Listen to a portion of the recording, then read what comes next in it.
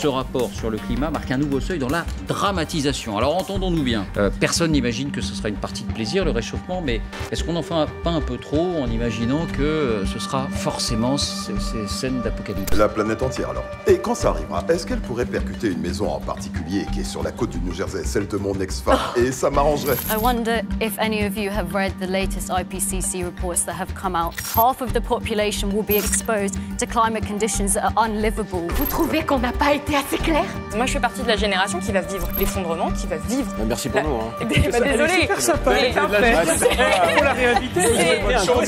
Alors qu'on est deux boomers à côté de moi. On est en train d'essayer de vous dire que notre planète est sur le point d'être détruite. Vous savez, on dédramatise les mauvaises nouvelles. I want us to be happy about the weather and everything. I don't know whether something's happened to meteorologists to make you all a little bit fatalistic and harbingers of doom. La destruction de l'intégralité de notre planète, c'est pas censé être fun. Prêt à partir au soleil. Oui, vous avez l'air de très bonne humeur. Est-ce que vous pourriez arrêter de nous emmerder avec votre de bonne humeur? Je voudrais d'abord que vous vous calmiez, ce qui nous ferait plaisir. Mais attendez, vous non, trouvez ça normal? Est-ce qu'elle est tout le temps comme ça? Un nombre de gens, les prévisions millénaristes, je n'ai pas fini. C'est vous qui êtes folle, là. C'est vous qui êtes dingue. Effondrement économique, sûreté nucléaire, gaz d'échappement qui détruisent l'atmosphère, robots qui se rebellent. Sécheresse, famine, épidémie. Pour l'instant, je propose qu'on patiente et qu'on avise. Et la personne qui est hors la loi aujourd'hui, c'est le gouvernement. Il a été condamné 2 fois pour une action climatique. C'est eux qui sont en tort, c'est eux les coupables, c'est pas nous. Je crois que tous les membres de cette administration sont complètement en train de péter les plombs. J'ai l'impression de toute façon que vous ne m'écoutez pas, donc Non, je mais peux vous ça poser fait des questions, mais alors vous... Mais en fait, ça fait vous êtes dans votre TGV, là. Aucun média nous écoute non plus, donc en fait, moi, là, j'ai aussi envie de dire ce qui est en train de se... Faites ce que vous voulez, quoi, en fait. Alors qu'est-ce qu'on a foutu pour en arriver là? Putain! Qu'est-ce qu'on est devenu? Comment on va arranger ça?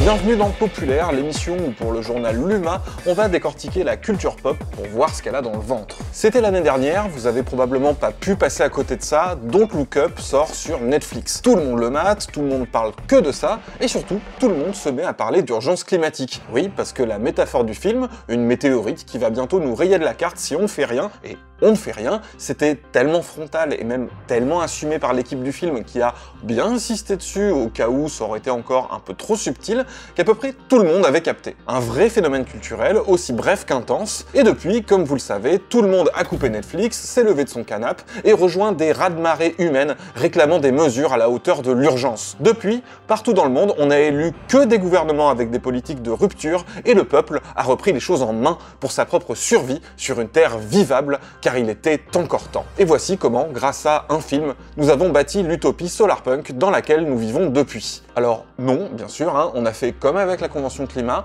on a beaucoup parlé, on s'est bien mis d'accord sur le fait qu'il fallait faire des trucs, et puis hop, poubelle. Après toutes les informations que vous venez d'entendre, vous décidez que la meilleure des choses à faire, c'est de patienter et d'aviser. Ça m'en touche une sans bouger l'autre. Les milliardaires de la tech se livrent tranquillement à des concours de beats dans l'espace, Bernard Arnault fait des Londres en gros avions qui puent, et aucun des énormes navires de plaisance qui polluent plus que toutes les bagnoles d'Europe n'a été démonté pour en faire de charmants éco-villages. Don't Look Up a-t-il échoué? Est-ce que malgré le buzz qu'il est parvenu à provoquer, il s'y serait mal pris? A-t-il malgré tout réussi quelque chose? La météorite du film, depuis sa sortie, ça y est, elle nous serait déjà tombée sur le coin de la gueule. Alors aujourd'hui, on va revenir un peu sur ce phénomène. Des films sur le sujet, c'est loin d'être le premier. Mais là, pour générer autant de réactions, c'est qu'il y avait quelque chose de différent. Jusque-là, on avait surtout eu du docu pour faire prendre conscience du problème avec une touche d'espoir. Il faut sauver notre belle planète bleue. Les gens savaient pas encore trop, il fallait bien leur expliquer, leur montrer, avec de belles images vues du ciel et de grosses usines qui puent. Belles images, belle musique. Non, ça change des conneries qu'on voit à la télé. Hein. Ah c'est sûr, c'est sûr. Sauf que maintenant, on sait. On commence à bien le sentir même. Et encore, ici, on n'est pas les plus mal lotis. Il y a encore du déni, bien sûr, hein, et puis des gens qui défendront jusqu'au bout leurs intérêts. Mais ça devient compliqué de faire semblant, là. Tenez, quand Al Gore sortait Une vérité qui dérange en 2007, il se faisait foutre de sa gueule dans South Park. Personne ne me croit. J'essaye de prévenir les gens et personne ne me prend au sérieux. Ça a bien vieilli, ça, tiens. Et depuis, même eux, ils ont dû revenir sur cette histoire et admettre que, ok, l'homme ours sport existe. et c'est un problème. Vous aviez complètement raison. L'homme ours sport existe et il tue tout plein de gens dans notre ville. Ça craint pour vous. Beaucoup de monde documentait le problème avant qu'on en fasse des films pour le grand public, à commencer par les scientifiques eux-mêmes. Le GIEC, c'est 1988. Et maintenant, tout le monde connaît les gros nerds du GIEC. Alors, l'astronome canon... Et là, avec Don't Look Up, on a une fiction, une sorte de comédie catastrophe. Là, c'est eux qui font la satire et qui tournent le déni en ridicule. Surtout, la touche d'espoir, c'est terminé. Le film marque un tournant parce qu'il passe après tous ces trucs, signe un constat d'échec et change de ton. Ce qui est symptomatique d'une ambiance, d'un air du temps, comme c'est souvent le cas avec les œuvres populaires. Pas juste un produit des échecs relatifs des films précédents, mais aussi d'années d'engagement, de lanceurs d'alerte, de COP, de promesses non tenues, de mobilisation climat, avec toute une nouvelle génération politisée là-dedans. Et l'impression que plus ça urgeait, moins ça changeait. L'impression qu'on est passé de... Il est encore temps à ça.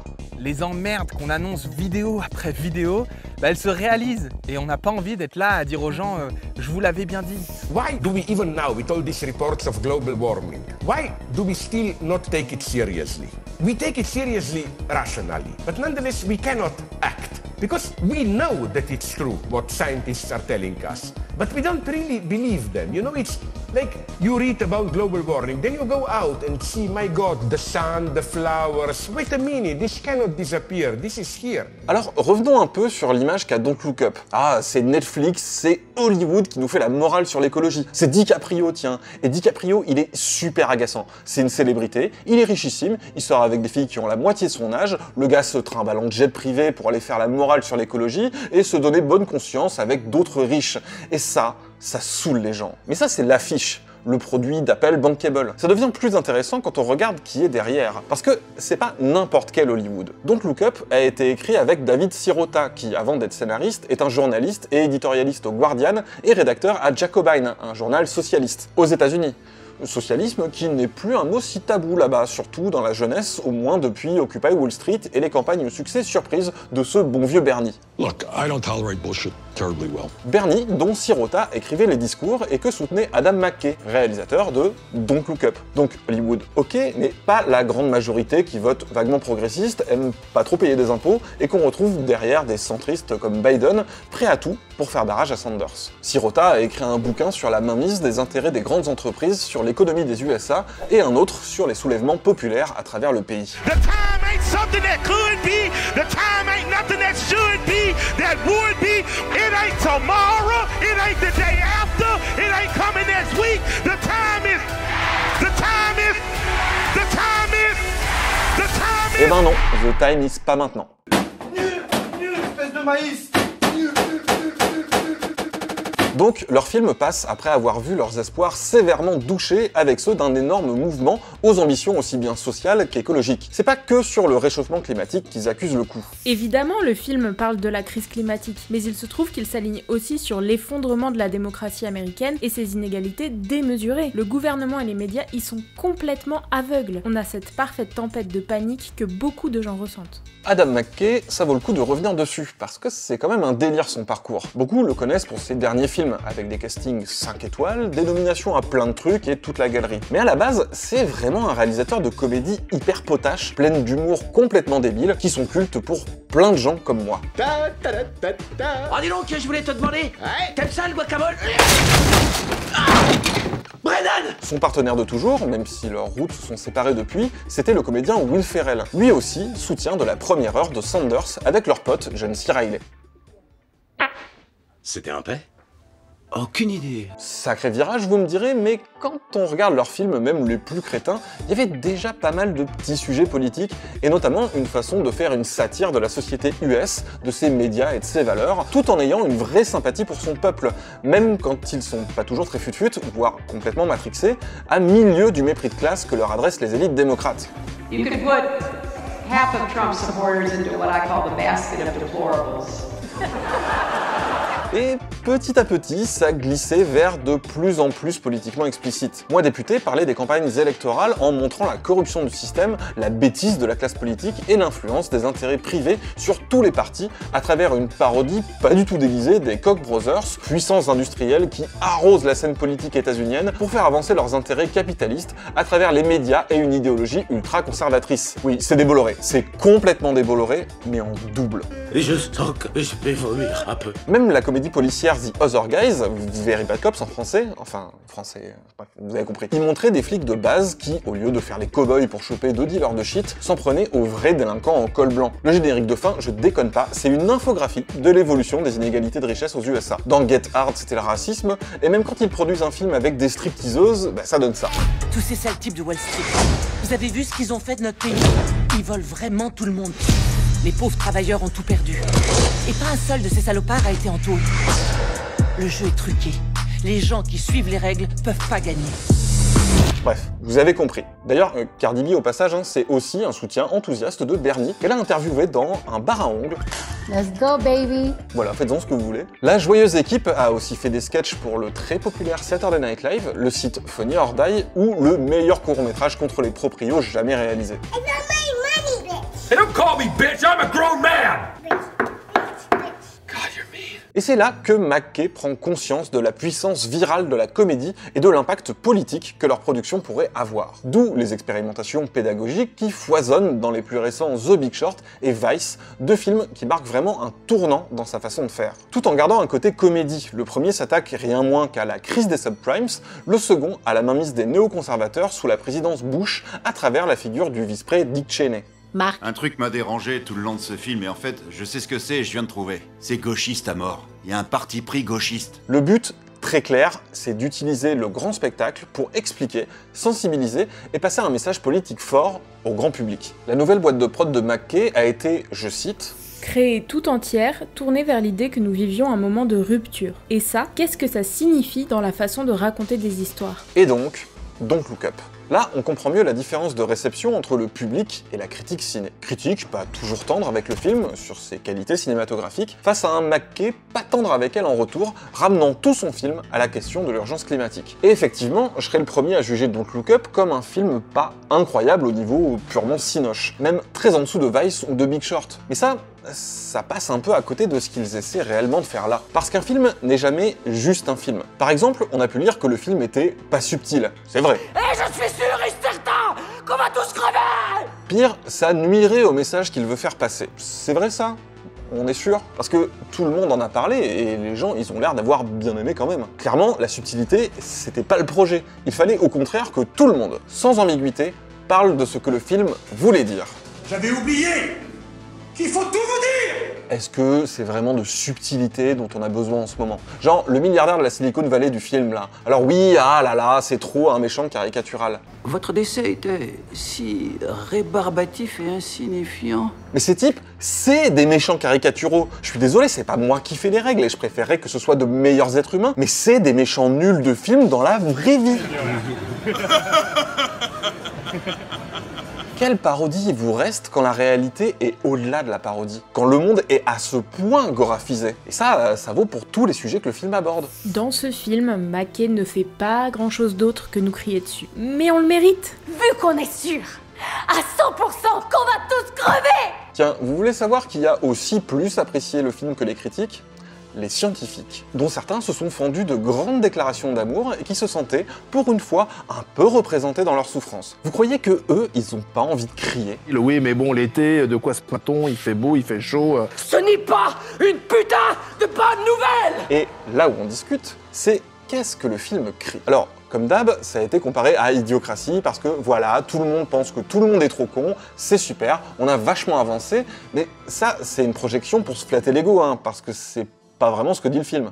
Ça ne parle pas des Américains qui seraient des moutons idiots, mais de comment les milliardaires nous manipulent pour gagner notre confiance, comment la poursuite irresponsable du profit a des conséquences catastrophiques et du besoin de s'unir pour combattre ceux qui nous empêchent de résoudre ces problèmes. Ici, clairement, les gens sont pas juste des idiots bêtes, c'est pas vraiment le problème. Le problème, c'est que des gens, et pas n'importe lesquels, font n'importe quoi, sont dangereux et sont au pouvoir. Le film, il a des cibles très précises et c'est pas subtil non plus. Alors, le méchant milliardaire, on en a parlé, mais on a aussi le gouvernement où Meryl Streep fait un genre de Trump et Jonah Hill fait un abruti mis aux responsabilités parce que c'est son fiston, en référence au gendre de Donald. Zéro ambiguïté. Et même là, leur soutien populaire qui renvoie très clairement aux gens qu'on peut trouver dans les meetings républicains et qui sont certes pas toujours les couteaux les plus affûtés du tiroir, même là, ils sont montrés comme avant tout manipulés par un discours pseudo-populiste tenu par des élites. Il y a 3 sortes d'Américains. Il y a vous, les travailleurs, ça en fait une. Nous, les gens cool, les riches. Et il y a eux. Mais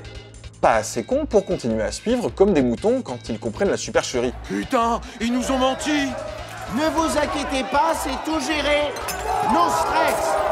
Vous m'avez coupé le visage, bande de ploucs. Tout comme la critique sur les gens, ils préfèrent écouter des potins de célébrités que des scientifiques à la télé. On a là avant tout une critique des médias, du fonctionnement des réseaux sociaux, et même une critique des difficultés des experts à communiquer avec la population. Mais vous voyez bien tous ces parallèles qu'on a montrés dans l'intro. Et ben voilà, maintenant on peut dire c'est comme dans Don't Look Up, aux côtés de trucs du genre on est dans Black Mirror, c'est littéralement 1984 comme dans Squid Game, et on vit dans une société où on devient le Joker. C'est subjectif la comédie, Murray. Mais si ça ressort autant, c'est que le film a quelque part tapé juste. On reconnaît ces situations, on les remarque encore plus. On mobilise Don't Look Up pour les critiquer. C'est un genre d'outil culturel dont les gens s'emparent. Bon, un gros outil, pas fin, pour casser des trucs. Mais parce qu'on a envie de casser des trucs. Mais alors qu'est-ce qui manque dans le film? Ce qui manque, c'est le peuple. Ma critique, c'est qu'en face, le peuple est sans force. Mais les gens, le peuple, ils sont pas débiles ou absents dans le film. Ils se mobilisent dans des concerts à la con, sur les réseaux sociaux, etc. Ils font ce qu'ils peuvent, quoi. Comme en vrai. Et quand on leur dit ce qui se passe vraiment, bah ils ont la réaction logique. Réaction qui apporte rien là, à part de se faire calmer par les forces de l'ordre et inefficace faute de débouchés politiques, mais c'est un peu ça en vrai, non? Déjà, parce que la météorite, c'est la faute à personne. Et surtout pas la faute du capitalisme. Ce qui relève pas du détail si on veut trouver des solutions. Mais ça, ok à première vue, sauf que dans le film, si on l'arrête pas la comète, c'est la faute à qui? Tout comme le dérèglement climatique, c'est pas comme une météorite qui rase tout. On va pas tous payer la facture pareil. D'où le fait de montrer comment les riches, au pire, ça ira pour eux, hein. Ils ont un plan B. Et raison de plus de surtout pas leur faire confiance pour régler le problème. En fait, la météorite, c'est surtout efficace comme image parce qu'elle rend beaucoup plus concret, immédiat, un truc assez diffus et complexe comme le dérèglement climatique. Bah voilà, dites-vous, le dérèglement climatique, c'est comme une météorite dans ta gueule. Oh non! Et là, tu saisis un peu mieux le truc. Le problème, c'est qu'en faire un film catastrophe, ça a aussi un côté hyper anxiogène. D'autant que ça finit... Bon, bref, mais la volonté derrière, c'est sans doute de créer un choc, de faire réagir. Mais va savoir si ça crée pas l'inverse. On peut craindre que ça, juste, ça paralyse les gens, que ça les déprime, que ce soit démobilisateur. C'est un parti pris de ciné, et c'est pas une science exacte. Ça tente des trucs. Donc, ne soyez plus éco-anxieux. Je vous invite à être, moi ce que je suis, c'est-à-dire plutôt éco-furieux. La boîte de prod d'Adam McKay s'appelle justement Hyper Object, du nom d'objets d'une telle échelle qu'on peine à les saisir et qui pourtant nous impactent tout à fait concrètement. Sa démarche, c'est ça. Nous faire saisir, grâce aux outils du cinéma, des hyper-objets, des enjeux colossaux, pour qu'on puisse, à notre tour, s'en saisir. Saisir, mais aussi nous faire ressentir ce qui est la force principale du cinoche, et qu'on puisse essayer d'agir. D'ailleurs, après, il se pointait en manif, hein, McKay. Et qu'est-ce qu'on voit? Ben, des marches climat qui reprennent le look-up. Au-delà de ce qu'on peut penser du film en tant que film, si on le regarde comme un phénomène culturel, j'ai l'impression que c'est plus ça qu'il essaie d'accomplir. Parce qu'au fond, son but, c'est d'être un gros tract, une forme d'agite-propre adressée au grand public, sur une plateforme grand public, avec des moyens grand public. Est-ce que c'est efficace? Ça, vaste débat. Mais c'est ça qui est cool avec la culture populaire, c'est qu'elle dit quelque chose de l'air du temps, et qu'elle lui fournit des images. Les présentateurs de Don't Look Up, maintenant, c'est un symbole de quelque chose. Vous savez, comme les images de Parasite pour critiquer les riches, parce qu'elles font désormais partie de l'imaginaire collectif. Alors après, qu'on trouve ça foireux comme façon d'alerter sur l'urgence climatique. Ok, tant qu'on est d'accord pour y faire quelque chose. Les médias qui trouvent que, bof, c'est pas comme ça qu'on en fera un sujet majeur, eh ben faites-en un sujet majeur, c'est votre taf. Au lieu de parler à longueur de journée de tenue de piscine ou de la dernière panique morale. Ça va pas mobiliser les gens. Bah, peut-être. Mais alors, mobilisons-nous. Tenez, et profitez-en pour vous abonner à Luma, ça sera un bon début. C'est quand même pas les manifs, les marches, les collages, les assauts et les orgas qui manquent. Le reste, c'est juste un film.